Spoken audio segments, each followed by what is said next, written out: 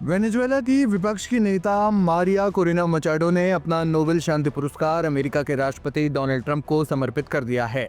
पिछले 1 साल से नोबेल की रट लगाए बैठे ट्रंप ने इसे खुशी खुशी स्वीकार भी कर लिया। मीडिया ने जब इस पर सवाल पूछा तो वो इस कदम का बचाव करते हुए नजर आए। अब दुनिया भर में इस कदम को लेकर प्रतिक्रिया सामने आ रही है। वैश्विक राजनीति में बेहतर पकड़ रखने वाले कांग्रेस सांसद शशि थरूर ने इस घटनाक्रम को वेनेजुएला की हताशा और अमेरिकी अहंकार के टकराव का सुनहरा अवसर करार दिया। एनडीटीवी में लिखे गए एक संपादकीय लेख में कांग्रेस नेता ने मचाडो के इस कदम को एक बेशर्म राजनीतिक नाटक बताया।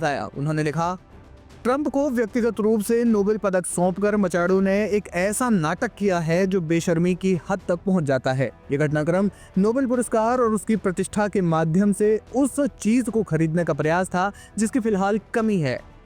थरूर के कहने का अर्थ ये है कि मचाडो ने वेनेजुएला के राष्ट्रपति पद के लिए ट्रंप का समर्थन एक तरह से खरीदने की कोशिश की, जिसके लिए व्हाइट हाउस तेजी से आगे बढ़ने के लिए तैयार दिख रहा है।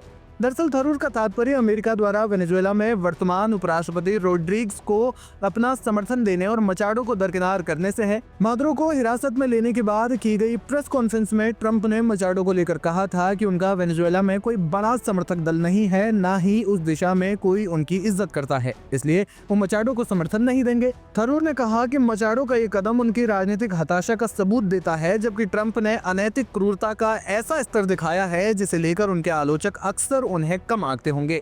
उन्होंने मचाडो के इस कृत्य को राजा की चापलूसी और ट्रंप द्वारा इसे स्वीकार करने को चोरी की कला बताया। उन्होंने लिखा, मचाडो ने भले ही सोना सौंप दिया हो, लेकिन ऐसा करके उन्होंने शायद अपना आखिरी तुरुप का पत्ता भी खो दिया।